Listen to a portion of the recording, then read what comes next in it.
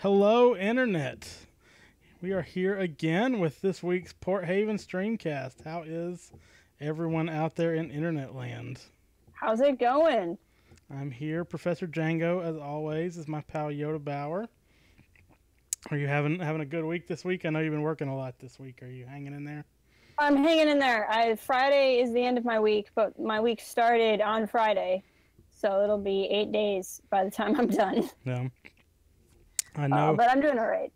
If you didn't watch that yesterday, you should go back. I'll just plug this here at the beginning, too, especially in case you're watching this after the fact also. But Yoda Bauer streamed the big part. Oh, there's Sarge in the chat. But we streamed the kind of big, important part of Knights of the Old KOTOR. Republic. Yeah, Knights of the Old Republic yesterday That on one Jess's scene. stream. So, yeah, that part, as we call it. That part. So if you missed that, go back and watch that because it was really good. And I would hate for you to miss out on that.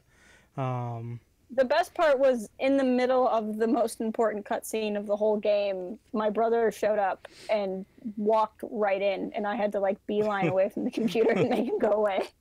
And then right after that, my internet died for half an hour. So I was not around, and nobody realized that our bots weren't working either, which is good, I guess. We don't get a whole lot of trolls. Thank you, Sarge. I can't tell.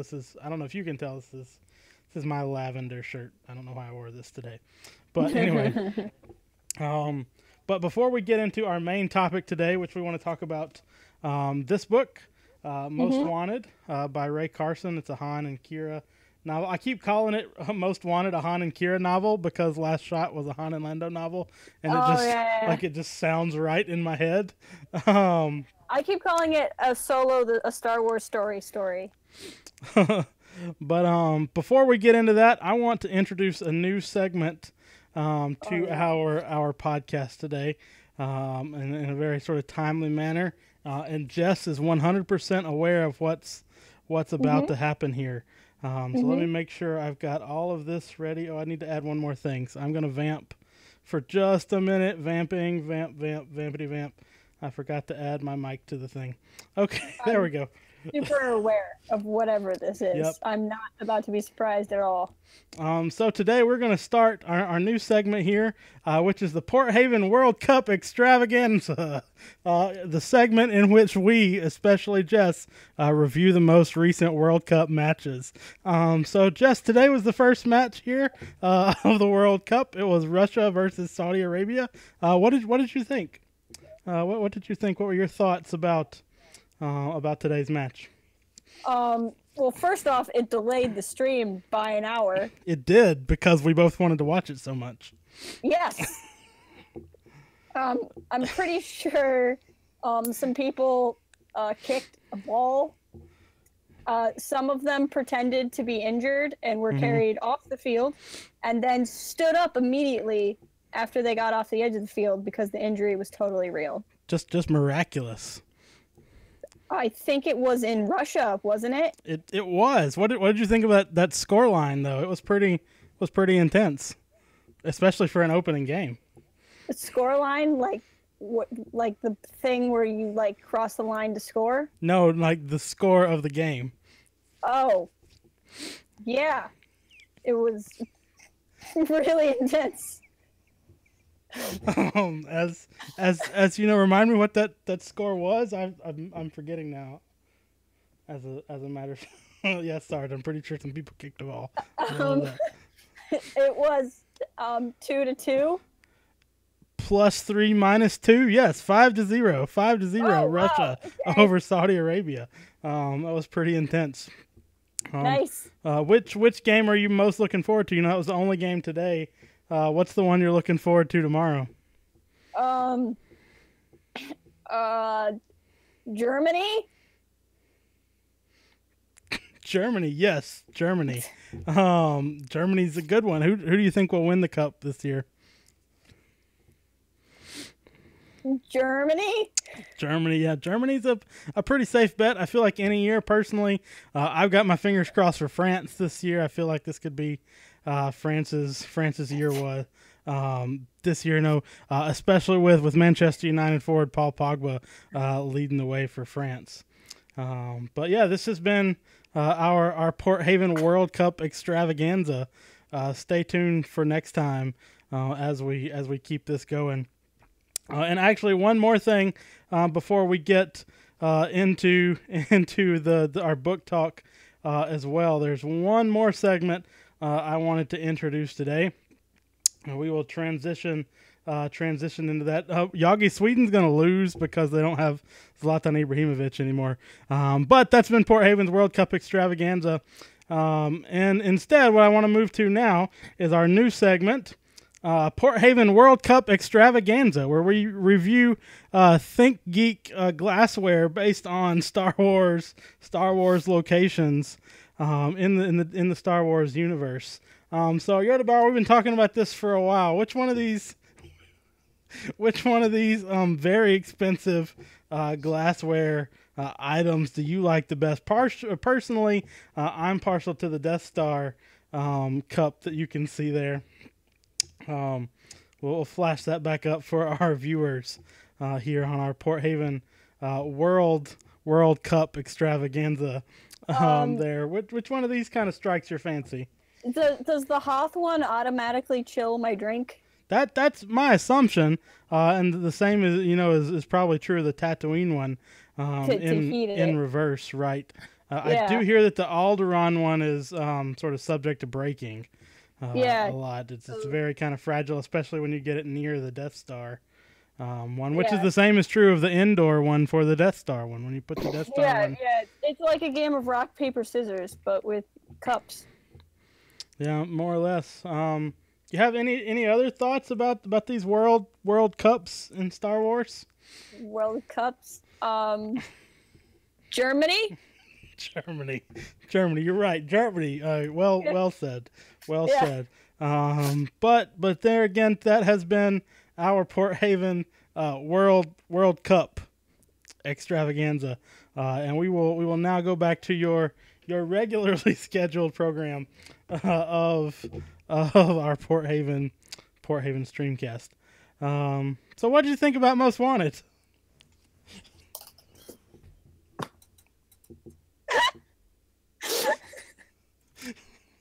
I hate you so much right now.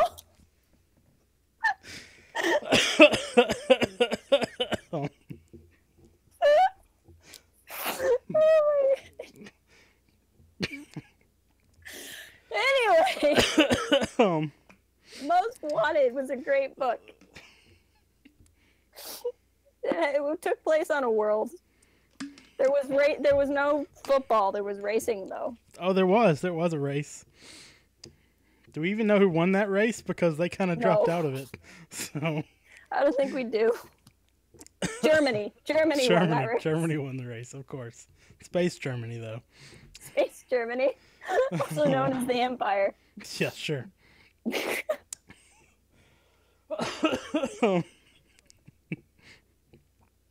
hate you so much. Okay. This book was great. I really enjoyed it.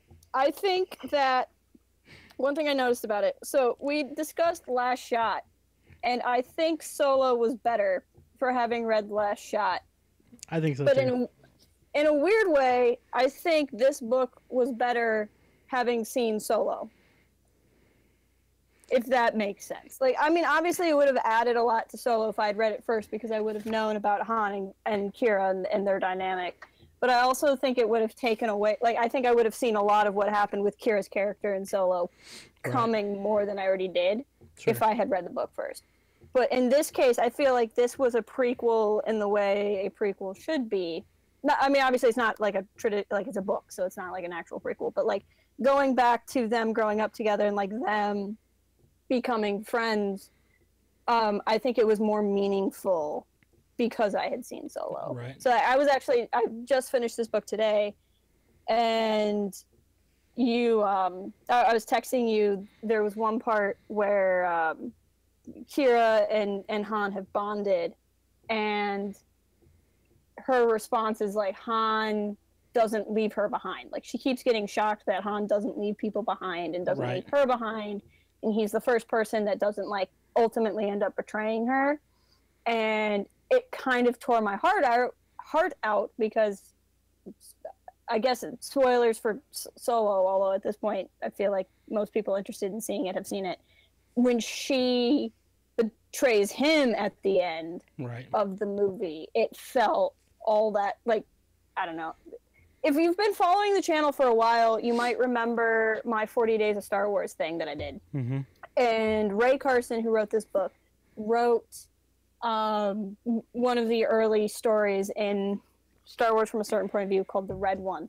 And it's about the droid that Uncle Owen almost buys instead of R2. Mm-hmm. And I was emotionally eviscerated by those like 10 pages. And like, I have a picture of me. I was like practically crying because it was just on this emotional journey. And she's really good at that for me. Sure. And so there's just this part that's what really kept striking to me, is how much you can see Kira doing what she was ultimately going to do, but also not. Like, it still feels like a betrayal because they have this bond. I mean, and I think we see her work through that kind of logic in this book, but without getting all the way to that point, which to me suggests that there probably has to be something more, which we know that there is, that happens to Kira between the first part of Solo and the end of Solo. But I also, it adds a layer to that sort of inevitable betrayal to me in Solo, in that, I mean, I thought this when I saw the film, but I don't know that she's just outright betraying Han as much as she thinks she's protecting him too. And I think you can see that kind of grow out of this book too. But I also really liked how you said, so I know you and I have already talked about Catalyst. And I think Catalyst is a book that does well to read before you see Rogue One. Mm-hmm. I liked the way that you said this is a book to read after Solo. I think if you liked Solo, you will like this book. But I don't know that this would add a whole lot to the book ahead of time, I guess. But I really liked it too, and I really liked the characterization of Kira, but also just the characterization of Han too. I know you had some thoughts about that. You're talking about really liking young Han. I'm very much enjoying young Han. And I remember reading Last Shot. I liked the parts that were young Han also. I was thinking about this today, how I really wanted to articulate it, because I remember we were talking about Last Shot, and you were really enjoying post-Jedi Han in Last Shot. And I think where I'm kind of connecting more, not in that like I'm super connected to young Han and he's now my favorite, but I can kind of get into his headspace a little bit more, because young Han is basically a guy trying to figure out his life and like what he wants to do with it, and like go out into the galaxy and figure it out. Right. Post Jedi Han is a guy who is married, because in this canon, Han and Leia get married on Endor. It's not like in Legends where they kind of like were this weird on again, off again thing for a couple of years. And in Last Shot, he now has a kid. Chris! Hey, Chris, I'm wearing the hat you got me. Quick shout out. My friend Chris here bought me this hat at the Olympic Games in South Korea. Well, that's cool. We do love international sports here on the Port Haven StreamCast. We do. We do love international sports. You just missed like the best thing, the worst thing that Django has ever done to me. But anyway, I'm going to put that up as a highlight later, by the way. But I'm wearing this because of that. Anyway, crap, what was I going on about? Young Han. So, post Jedi Han, like I said, is married. He has a kid. Like, he's hit this point in his life where he knows who he is and like the responsibilities he has before him, and he's kind of settling into that. This is young Han is Han figuring out what he wants to be. And even in Most Wanted is when he finds out he wants to be a pilot. Like, he just wanted to be a speeder driver. Right. And never dreamed that he could be a pilot. And that's just kind of an interesting thing to see the origin of his dream. And that was something that kind of like I feel like I'm meeting young Han where he is more than I'm meeting older Han. It's the same way after Last Jedi. I feel like Rey might be the first time that I've like really identified with the Star Wars character. Right. Like, I mean, I know who my parents are, but other than that, like I feel like her journey is like the one I can connect to even more so than like Luke or somebody. Sure. And I think to kind of go off of that, one of my favorite things about this book is that you really kind of get to see that progression, I guess is the best way to say it, of both Han and Kira, like growing up in this novel. Like, you know, it only happens over a couple of days. Right. But like I think about that first time that they both drive a speeder. And then the discussion of the first time that they're off planet and they can see space, or even just for Kira, the first time that she can see above the smog and she sees like the mountains in the distance, and she's like, I had no idea that Corellia was this pretty. And then for Han, especially when they're on the yacht, the engineer's yacht toward the end, and they go to hyperspace for the first time, like just like literally seeing their horizons expanding in front of them as they're growing as characters and as people. I really appreciated that, because it wasn't just it wasn't that Han and Kira in this were already the people that we see in Solo, but it also wasn't Han and Kira are these really childish people either. It was something in between, and we can see them kind of grow into the characters that we see in Solo, which puts them on a trajectory. It's Han, especially for where we see him in the original trilogy too. Yeah, and that was an interesting thing for me, because watching Solo, I assumed the first time Han ever got off of Corellia was when he leaves in that movie. And so at first I wasn't sure how I felt about them actually being in space, and especially I think it's really interesting. This is probably, there's not really a whole lot in this book to spoil, but if there is anything in the book to spoil, it might be this, which is Kira is offered a job that's much up her alley and much like where she ends up in Solo, and she turns it down to stay in the like scum areas, and that whole bit was, I was kind of nervous when I was reading it because I wasn't sure how I was going to go, and I wasn't sure if I was going to like it. I liked how it ended up, so I'm ultimately now okay with it. I was kind of on edge as I was reading it, but I do think that's interesting that they actually got out and got into space. And I think the way that they made it work is just how untrustworthy the person offering Kira the job was. Like she was not in for a good life, especially because she was gonna Han and Tsulo, who is their Rhodian friend who's with them for most of the book. They would not have been warned that the What's-Its syndicate was going to kill them. Had Kira not gone with them. And so I in my head, the like what ifs are like, man, what would Kira have done if she had stayed with the engineer, and then Han and Tsulo are dead. At the same time, though, I can see how Kira passing up this job offer would make her even more willing to take the one from Dryden Voss to work for the Crimson Dawn, especially after Han leaves. You know, and I don't think she would hold a grudge, because I don't think we see that in Solo, that she like feels. No, it's not Han's fault that she tells him to go, right? Like they're he didn't leave her. They're separated by a door. But it makes a lot of sense to me why after that happens, if an opportunity came up, she would say, no, I have to take that. Let me ask you this. So a lot of this book deals with Lady Proxima and the White Worms. What do you think about what we learned about how that organization works, or the character of Lady Proxima, who we get more of. I love Lady Proxima. I love everything about Lady Proxima. They did not put her in the trailers, and I'd been going on and on about how I was excited for Space Octopus because I like weird Star Wars. And then I'm sitting there and like the opening scene of Solo, and there's this giant worm lady, and I'm like, yes, this is what I've been waiting for, is this weird worm lady.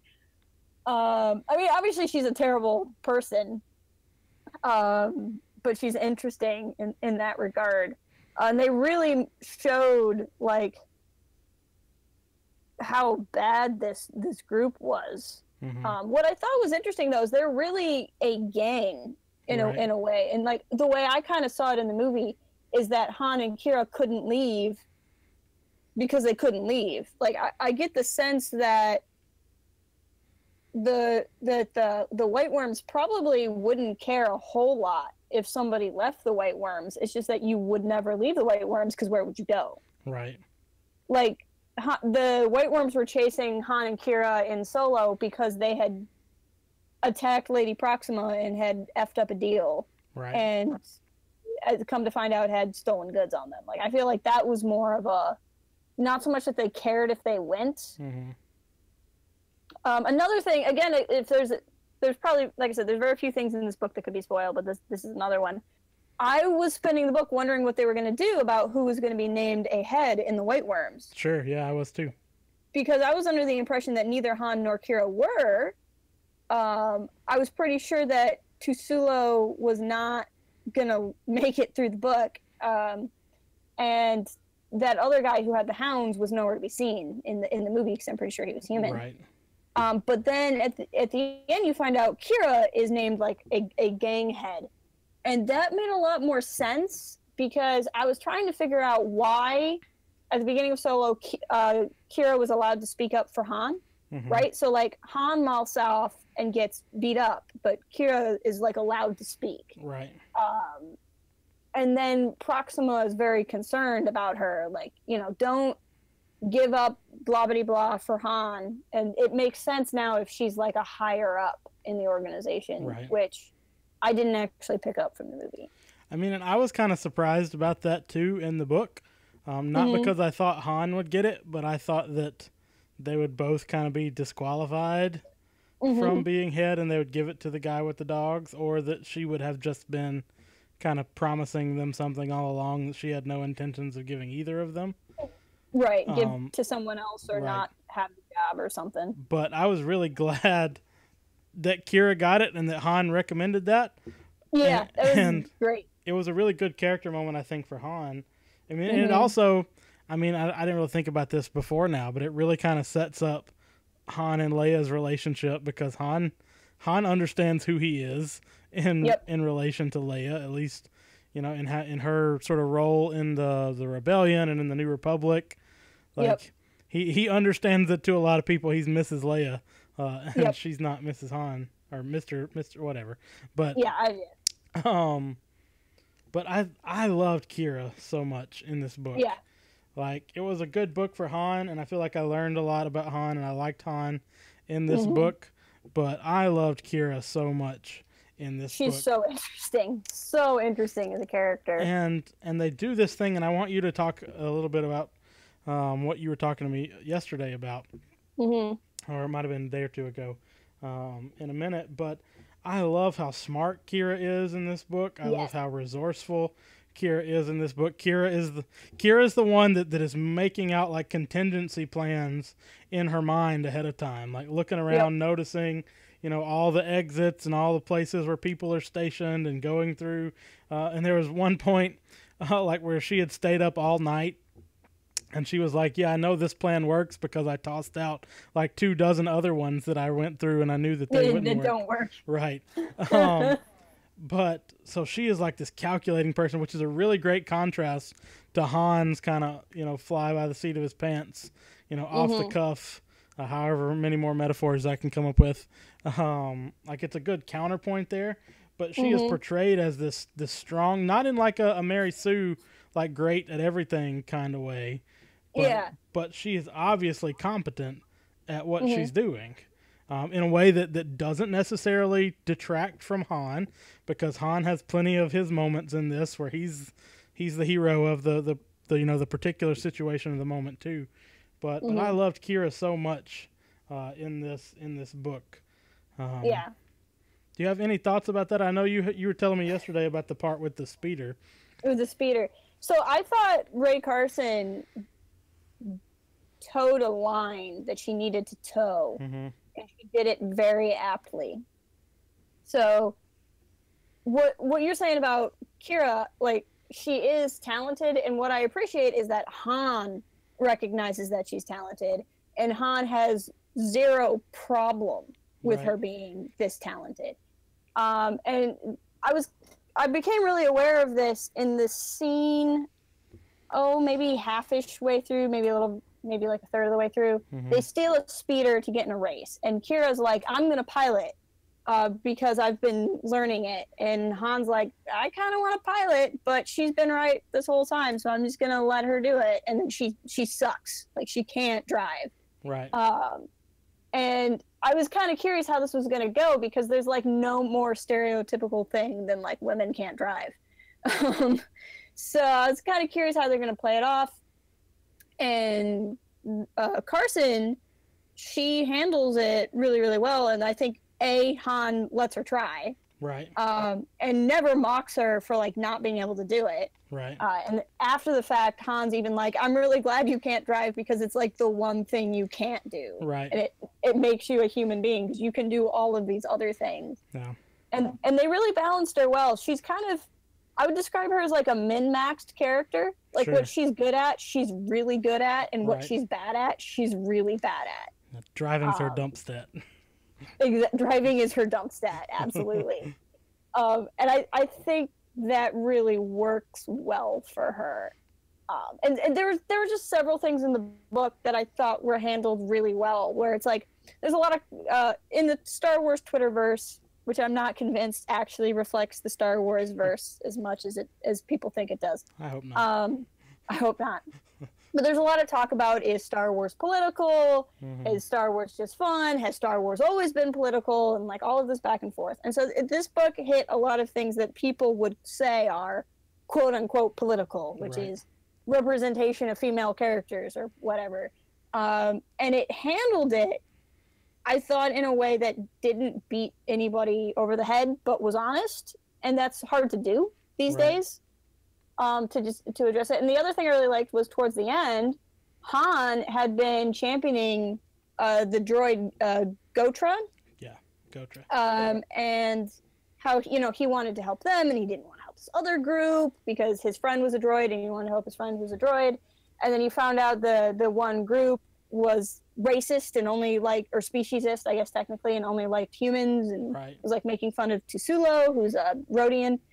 And then at the end, Han finds out that his droid friend hates anything that isn't a droid, basically. And he's like, he wanted to kill all these people who are humans because they abuse droids, so they should be able to abuse humans back. And it was this kind of lesson for Han that just because someone's like subjugated doesn't mean that they would necessarily be better. Right. And that people who are kind of out for revenge instead of justice aren't necessarily better. And I thought that was a great way to handle topics that are coming up in Star Wars now. They're using droid rights as a metaphor for other things in the real world. Right. Like it or hate it, they are. And I thought this was a great way to use that, but use that in a way that doesn't feel, political. I wouldn't call it political, but that's what people call it. Right. Anyway, I just thought she handled tough things well. Right. And I thought, with that particular line, and I want to go back to Kira, I thought it was a good through line from Most Wanted into Solo into Last Shot. As well, with L3, and then the stuff that goes on in Last Shot, with the droid revolution that almost actually really happens on a large scale. But I thought it was a good kind of line that follows through all of that ties it together, not just thematically or with the characters, but in this this plot point. Right. But another thing to sort of talk about Rae Carson's characterization of Kira here and how, it could be towing a sort of difficult line. It wasn't for me. I didn't think about this until you pointed it out. The kind of easy joke that I feel like other authors would have made about, the woman can't drive or whatever. One thing that Rae Carson did include, which again I think is probably, where's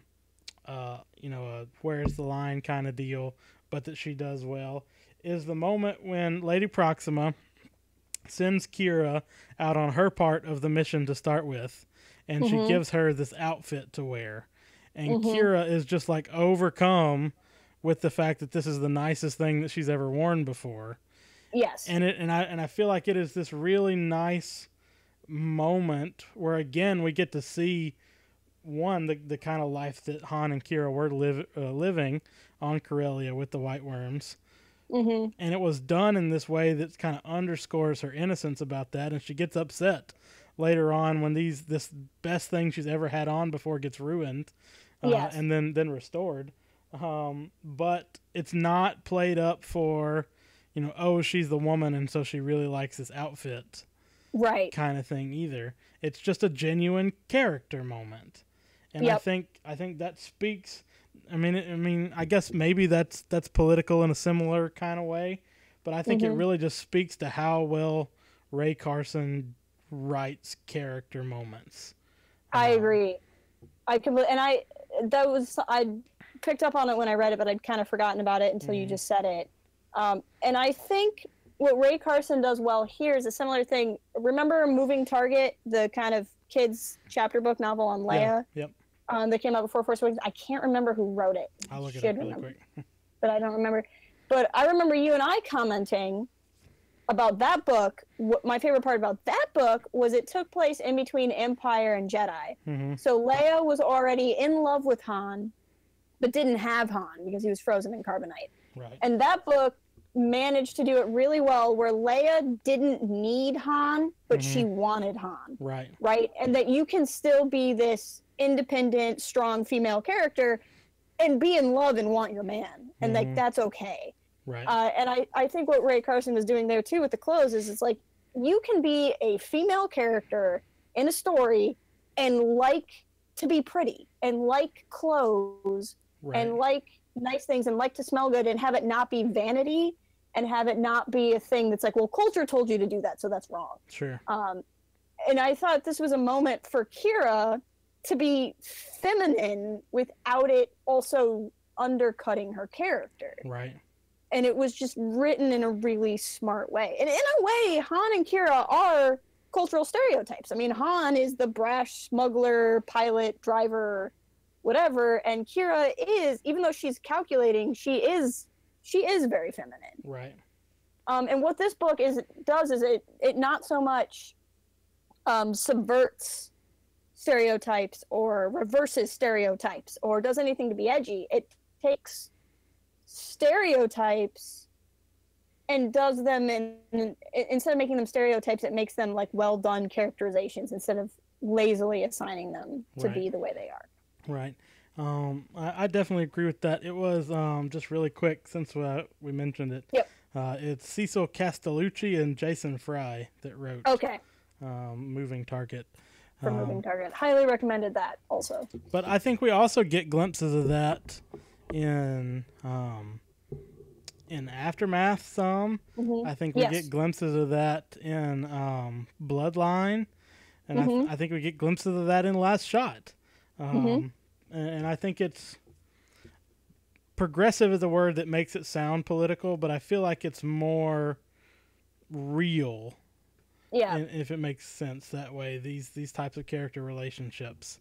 And I think Rae Carson is definitely one of those authors that understands that really well. Yeah.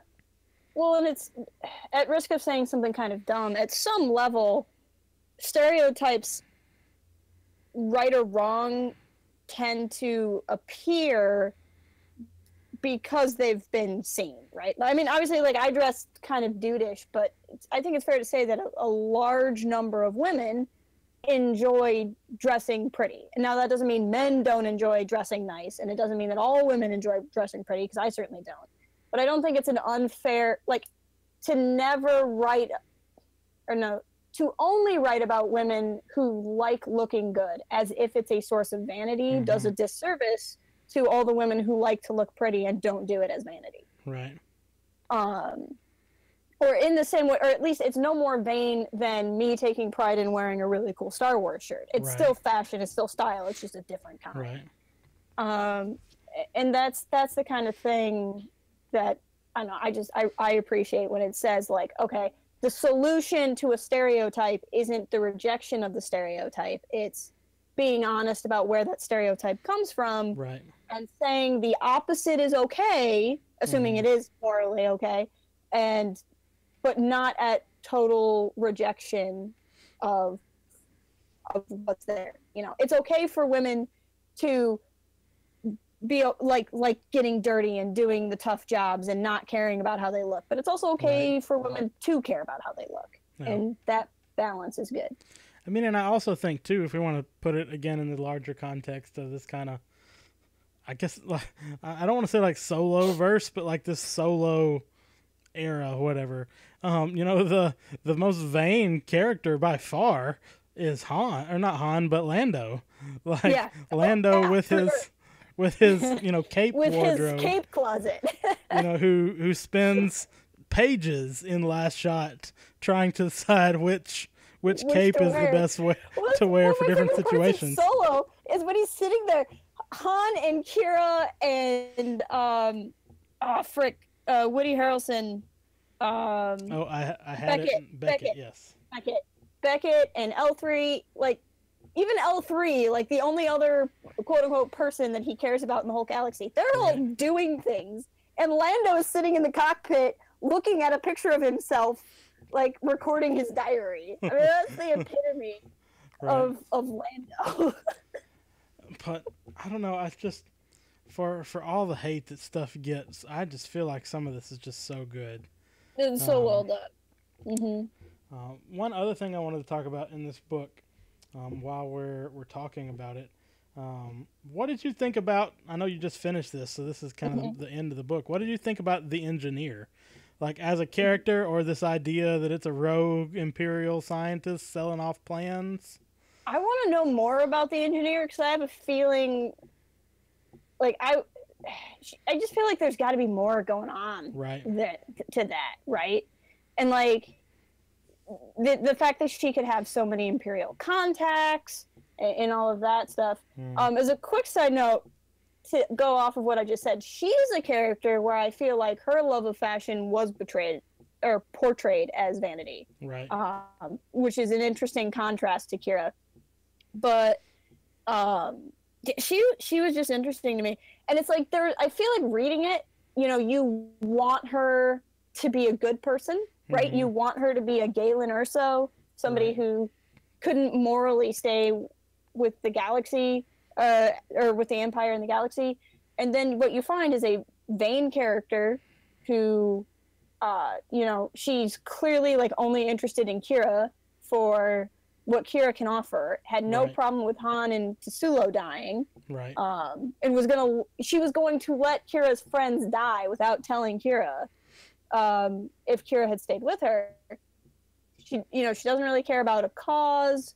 It was just kind of interesting to see, like, okay, so here's this she was a bad guy. She was kind of a villain too. And I thought that was an interesting thing, because we've seen a lot of stories lately about people defecting from the Empire because they're good people. This was a story of like somebody defecting from the Empire because they're also bad people. They just want to be their own bad person. Right. I mean, I really liked that too, and I liked how, I mean, which I guess in a major way, this book doesn't have like one like antagonist in a way that's like the bad person in the book, but the engineer kind of comes close. But when I first heard the name the engineer, my mind immediately went to, oh, this is going to be somebody that worked with Galen because they've got to tie this in. And then it was like, oh, it's a shield and it can move. I'm like, oh, it's the Death Star. But what I kind of came around to is a different type of thing. And I wonder what you think about this, because if you've seen Star Wars Rebels, you know, in the last season of Rebels, the big project that Admiral Thrawn is working on is that TIE fighter that has a shield system. And so I wondered if this engineer was working not on the Death Star project, but on this sort of other research and development, maybe even tied into the stuff that Thrawn had going on. Because that time frame more or less fits. More or less fits. It's a couple of years before, I think, but it would work because they would be behind on the research because they lost the plans. Right. That is entirely more plausible than my theory.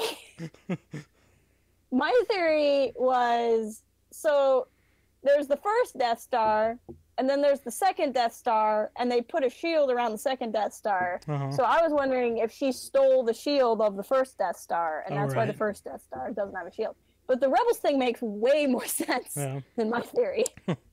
But no, I was so trying to kind of like suss out who the engineer might be and if it was going to be somebody that we knew already, and just trying to draw those lines somewhere. But I thought the engineer character was done really well too.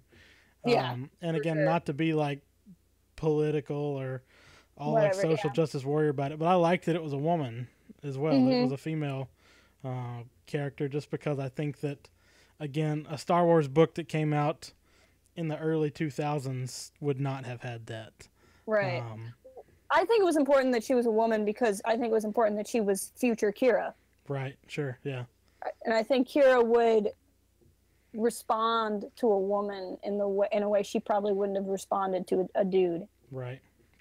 And I think it makes that kind of, and I think the engineer seeing herself in Kira is just easier to make that connection fast when it's the same gender. I mean, like the closest thing we had, like in the early books, is like Admiral Dalla, which like with Dalla, she kind of. Anyway, I will never forget the moment I read that she had a thing with Tarkin, and I was emotionally scarred for the rest of my life. But anyway, that's fine. There were a lot of those relationship moments that were emotionally scarring. Legends is filled with just got emotionally scarred by Legends. Just like this stream began with just got emotionally scarred by her friend. Yep. But oh my gosh, any other thoughts that you had about the book or things that you want to mention? Oh, I mean, I'm sure. Like I'm trying to like get through because I remember reading it and there were so many things. I'm trying to think of the stuff I texted you about. What about Paolo? Okay. Oh, I loved Paolo. So Paolo is this like hermit guy that lives in the slums, who might have been kind of a cannibal. Like, I got the vibe that he would just eat people. I definitely think he was, yeah. And then Han kind of wins him over, because Han wins everybody over. And he was just great, because you were never quite sure if he was going to, like, help them or eat them. Right. Especially because he was like, friend. Friend. And it's like... It's like that song from Land Before Time 5, Friends for Dinner. Friends for Dinner. I like that episode of The Twilight Zone where the aliens come and they have the book called To Serve Man. And it's like, it's a cookbook.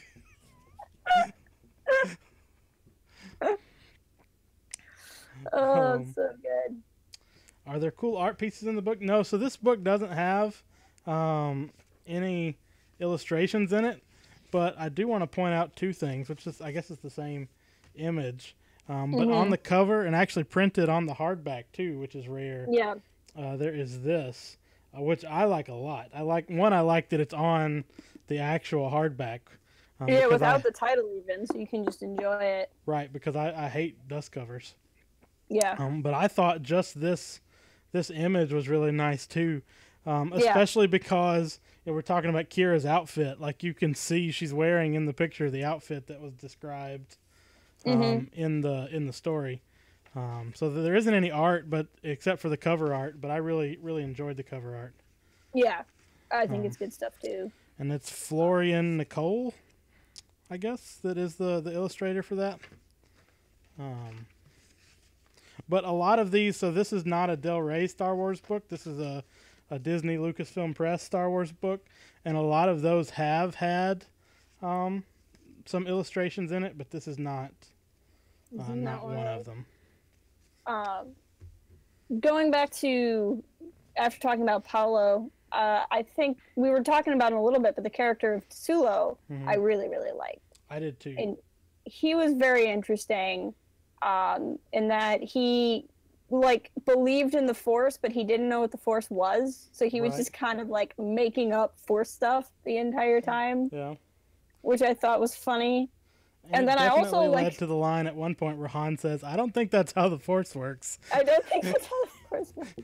I saw that shout out and I super appreciated it.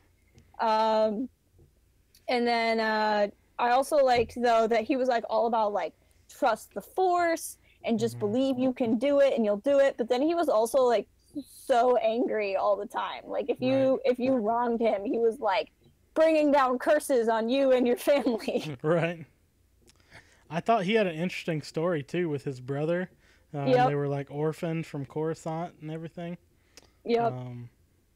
And like his brother's speeder that he had like tricked out to look like a Rhodian. It made me think of like some of those pod racers that were like all like decorated and stuff. So good.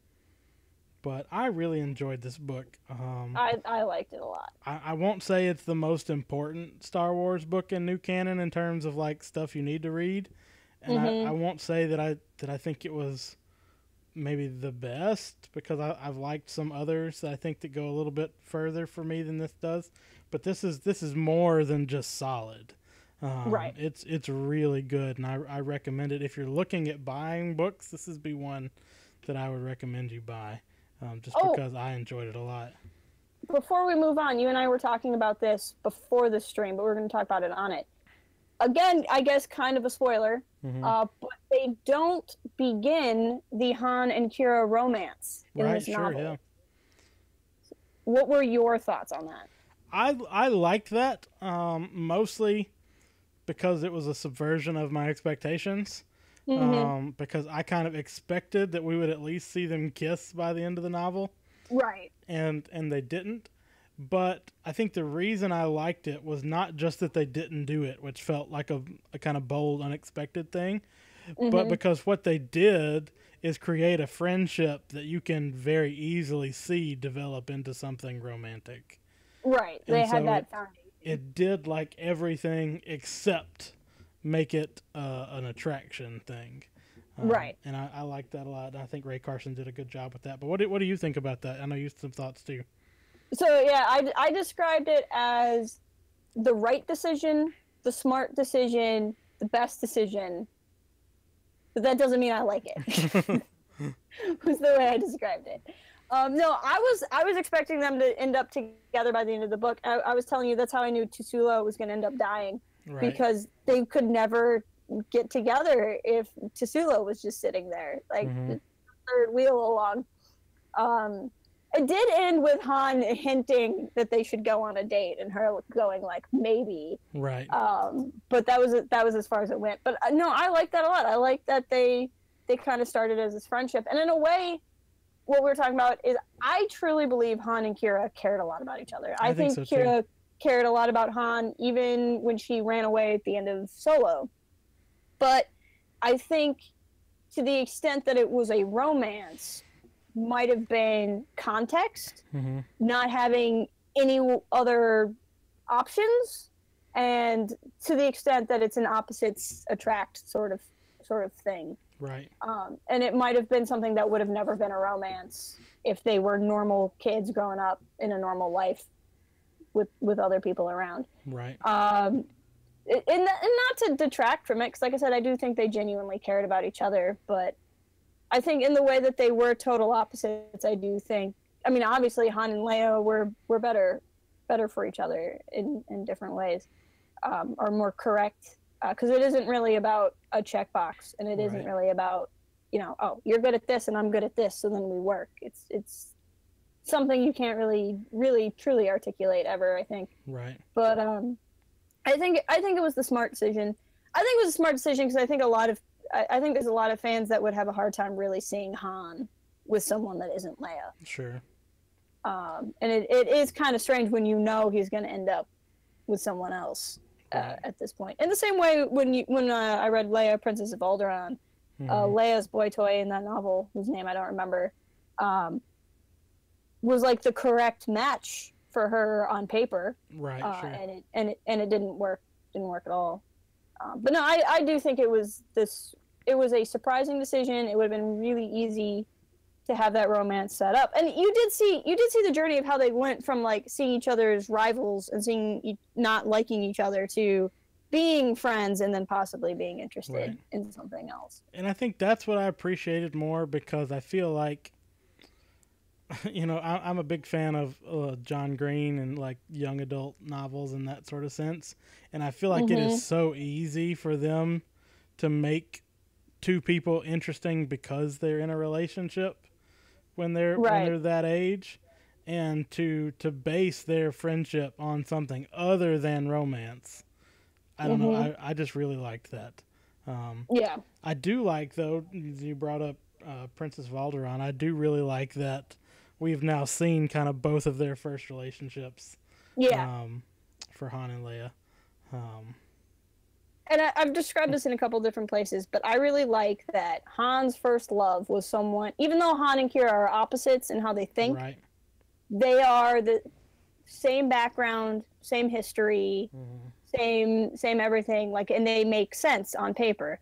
And then Leia's first love was similar. I mean, he wasn't royalty, but he was noble, and he was similar background, same kind of heritage. If you go by her Alderaanian heritage, and make sense on paper. And then they were both kind of betrayed by the person from that same background, and then Han and Leia kind of found each other. I don't know, I really liked that. I like anything that defies the make sense on paper thing. Like, I know we've talked a lot, we're both big fans of Lost Stars. And I like the novel a lot. I think it's a great story. I think the characters are great, but it is a little bit, I think you've described it as like they were written to be in love as opposed to like it being built up that they are. And this didn't feel that way. It didn't feel like Han and Kira were written as, and Han and Leia are certainly not like written for each other. That reminds me too, and this is something that I don't know, maybe it's not worth pointing out, but when I remember there was this headline, I forget which website it was on, that was like, does Star Wars need a sex scene? And like was the discussion on Twitter for a day or two. I kept thinking, you all haven't read Lost Stars, because there are several. Stars, like, holy crap, book. Or, Children this of the Jedi. This is not what I was expecting in a Star Wars book. Okay. Dark Saber.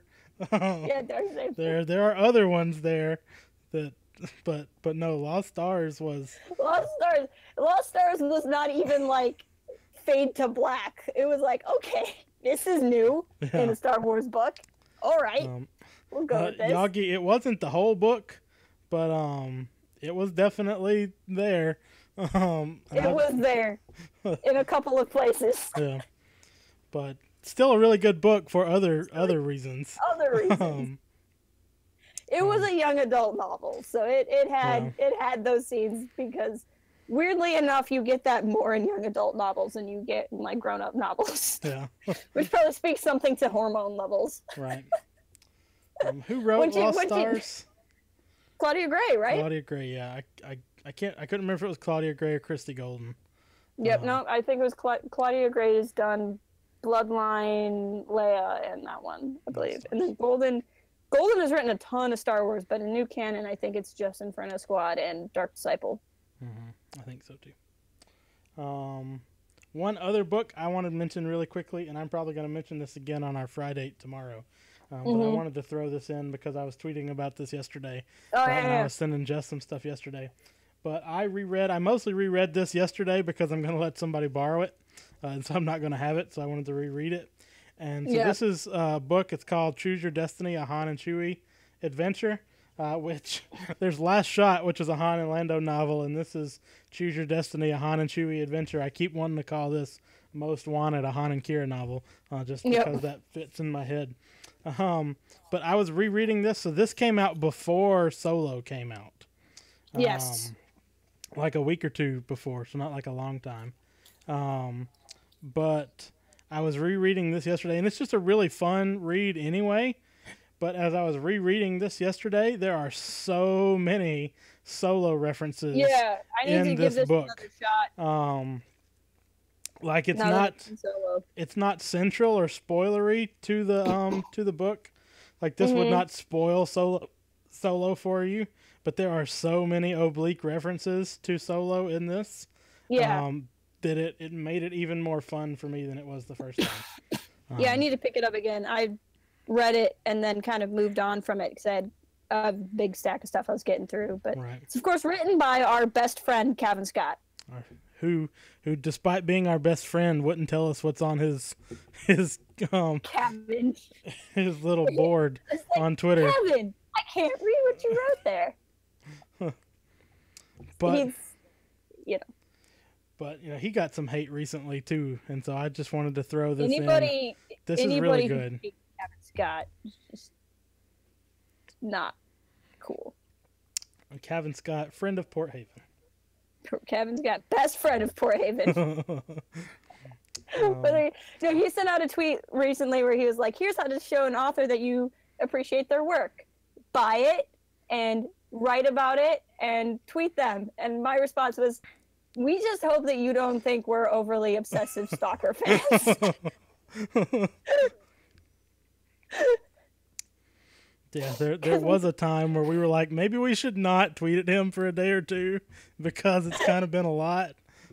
It's been like 3 tweets a day. We should tone it down a little bit. And I think it was like right after I did that video breaking down his tweet. I'm like, so Kevin tweeted this, and I'm going to talk about it for 10 minutes, and then I'm going to tweet it at him to see if he'll respond to it. And then it occurred to me, I'm like, maybe this is a lot. I thought he was going to be creeped out by the video of me reading his book, but he seemed to enjoy that. Anyway. Steven also wants to know, will Star Wars ever end? I, for one, hope not. I don't think so. And oh, hey, we just got a sub. I don't think we got a push notification, but Star Wars Isle just subscribed. I don't know if they're currently watching. Well, they might not have had their hello, thank you. Might not have had them on public. I don't think I would have gotten the notification. Anyway, thank you if you're here and watching. Either way, cool. Yep. Let us know in the chat if you're here. We'll shout you out. Will it ever turn into just stars? No, they're always wars. There will always be wars in the stars. Yep. Star Peace just doesn't sound the same. It doesn't sound as exciting. And Star Force is the name of the thing that President Trump wants to start. Or I guess that's Space Force. Well, that's because Reagan already did Star Wars. Yeah, that's true. Speaking of political. But anything else you want to add in today, or we're kind of at our? I think we're kind of at time. But yeah, no, I like the book. If you saw a Solo and you liked Han and you liked Kira and you want to know more about him, I think it's a great book. Like Django was saying, it's not quote unquote important, but I guess in a way, Solo, a Star Wars story, isn't quote unquote important. Right. But if you want to spend time with characters that you enjoyed, it's an absolutely fantastic read. And like I said, I think Rae Carson is a great author who is handling some really cool stuff in a smart way. Right. I mean, and I guess the reason I said this before too is that I guess the point I was trying to make was it doesn't have to be important for it to be good, because this was good. This was exactly good, and I recommend it pretty highly. No, this is a different book, Stephen. They're It's just a different book. it's the same characters though, so they're Yep. in multiple books. It's like how Harry Potter's in one book, but then in another one as well. Yep. But yes, it is a big It's series. a very big series. Enough to fill bookshelves. Yep. But I think that's going to do it for us today. Do you want to talk about our social media stuff? Tell people where they can find us. It's below me. Always follow you. If you're not following us on Twitter, I highly recommend it. So, like, today's stream was an hour later than it usually is. Twitter is where we announce that. So I highly recommend you follow us at Port Haven Forums on Twitter, just so you can kind of stay in the loop for that. And always check back. I'm not always the best at it, but I try really hard to schedule our streams at least a day in advance. Today was actually just 2 hours in advance. But if you subscribe, it'll pop up when we schedule a stream, and you can set a reminder. That way you also are always aware when we stream. So you don't miss this chance for us to talk to you. Yep. And we're on all the places. You can find us on all of your favorite social media networks. And come join our forums. Come check them out. We're discussing a lot of stuff there. And it's a good kind of long form place for discussion. Yep. But other than that, I think that's going to do it for us today. We hope to see you all next week. And until then, this has been the Port Haven World Cup Extravaganza. We'll see you next week.